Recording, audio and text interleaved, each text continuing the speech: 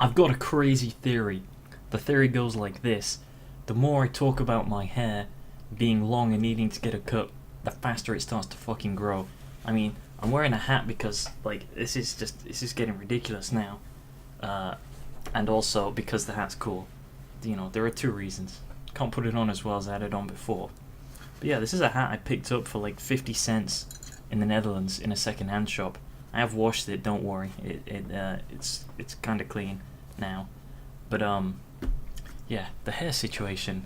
I keep going on about it because it takes up a large portion of the screen. And if you're not just using this for background noise, as you should be, I would recommend this being just a background noise video. You're gonna start to think, what the fuck's going on with this shit? Anyway, I've got another cup of coffee. After saying and making a video where I said I wouldn't be drinking any more coffee, well, I didn't say I wouldn't drink anymore, I just said that it is bad. And then I said to this fucking girl on Discord, also, that I would probably not drink anymore because it seems to not be doing me any favors, except I decided to drink some today because, you know, I'm trying to get rid of it. I don't want to just throw away the coffee that I bought. So I paid for it, so I'm going to drink it. And if it kills me, oh well, at least I got my money's worth, and more. You know, the price of life is a cheap one. I don't know. Speaking of this fucking girl on Discord, I want to make videos talking about, like, my life and what's been going on and stuff, but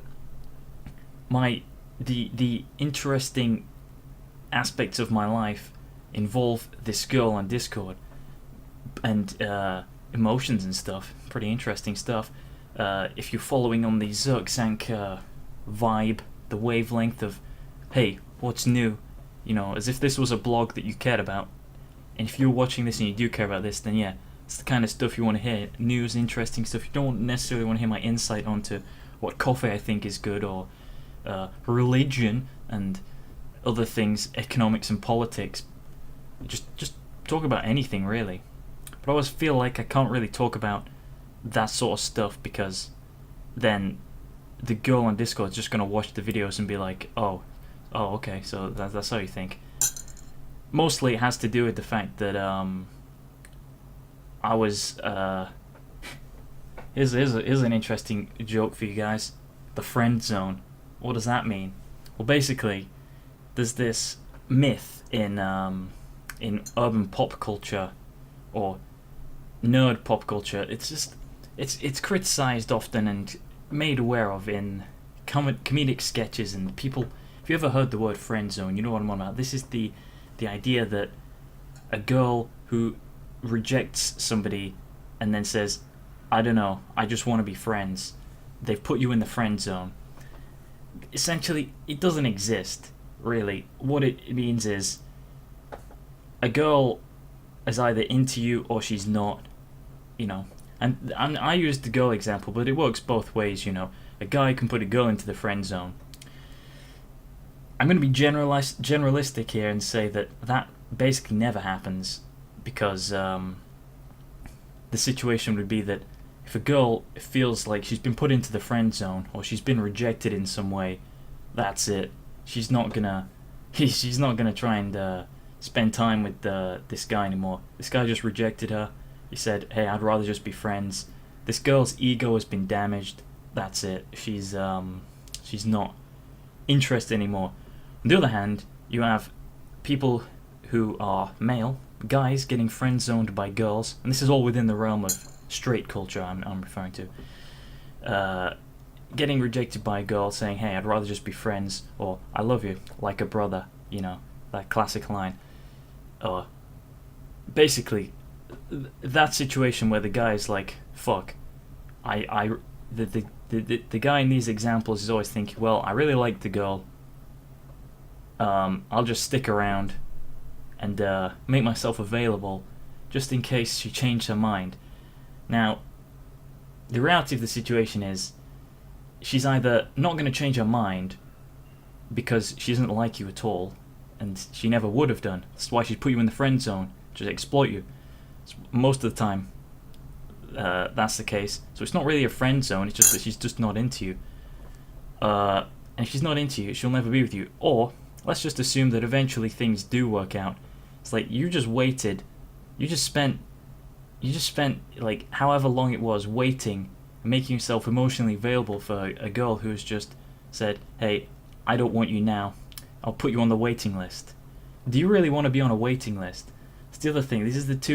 I'm doing this because it's the 2 points. 2.1, she doesn't like you. She will like you eventually, maybe, but you're on a fucking waiting list. You really be on a you don't want to be on a waiting list.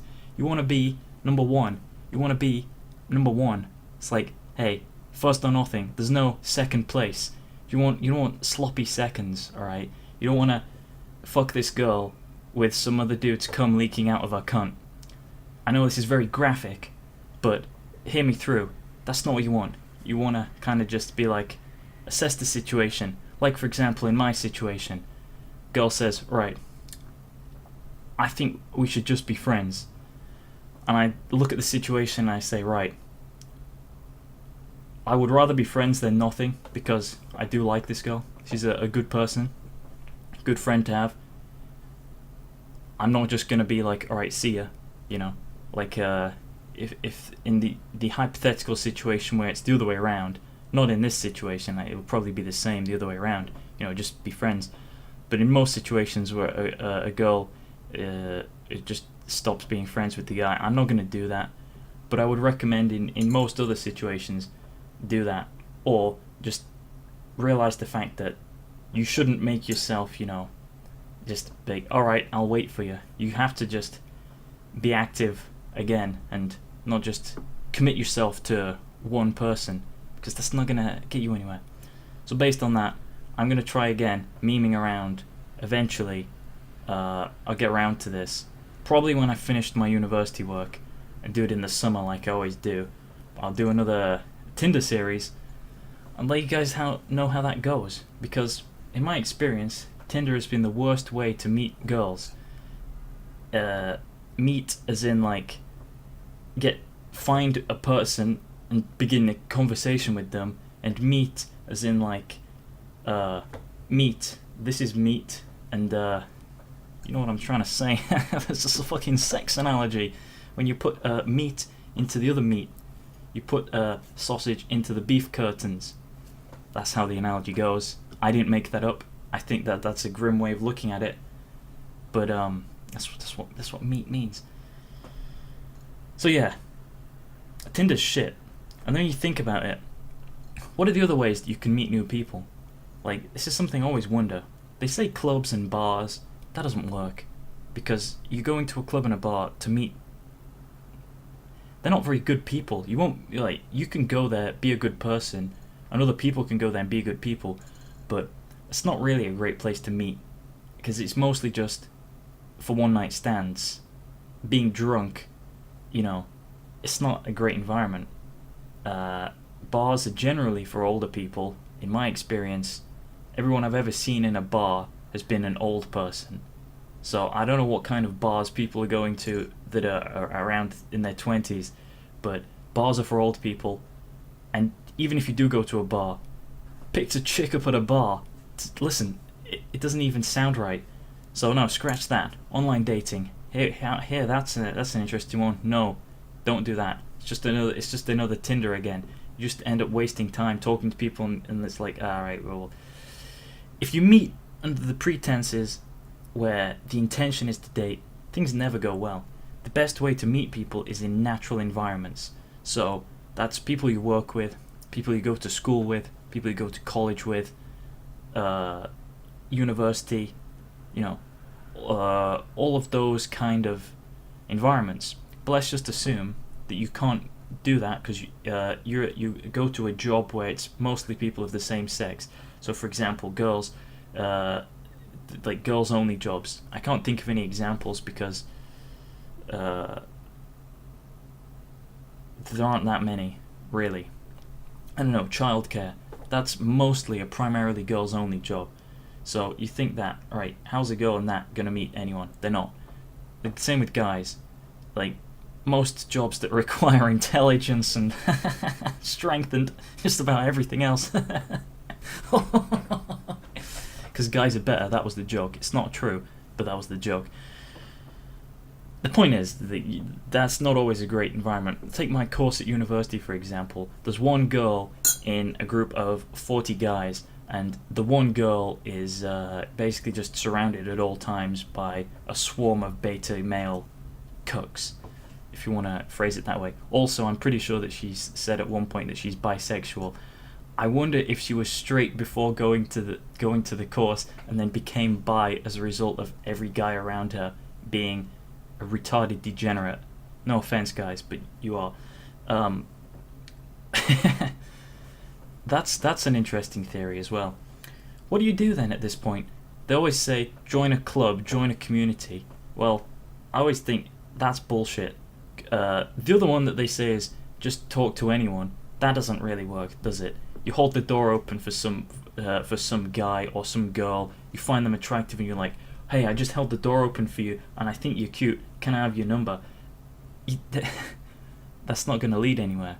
Or someone drops their groceries, help them pick it up. Your eyes meet, or going into the library, you picking up the same book. All of these, like, the stuff that happens in movies, that's not going to happen in real life. Join a club or a community. I was always skeptical about this because I thought, well, joining a club or a community is a massive commitment, and if you're only going there to meet new people, then it's like, if you don't like anyone that's there and you're already committed to the community, you're in a bit of a stupid situation where it's like, for example, you go to do kayaking, or you go to play card games like Magic the Gathering. You go to any of these kind of communities and stuff, you have to really get invested into it. So take a hobby or an interest that you already have and try and find people who also have that and develop a community based around it. Well, it takes a lot of effort, and it's worth it, I guess, if you can meet people, but the high chance is that you won't, because most people who go to these things don't want to talk to you. They don't want to do anything, they just want to be there and do the thing. In my experience, that's most of the case. However, coming back to this is not going to help everyone, but for me, I found that joining the Shad Base Discord server helped me meet loads of new people. Of all the people I've met, like I said, this one girl on Discord is, like, in my experience, been the only person who's worth talking to. The rest have been reasonable people, okay people, decent enough people, but just really boring. And then most of them being trolls. So you've got trolls, boring people, and then the people who are worth talking to.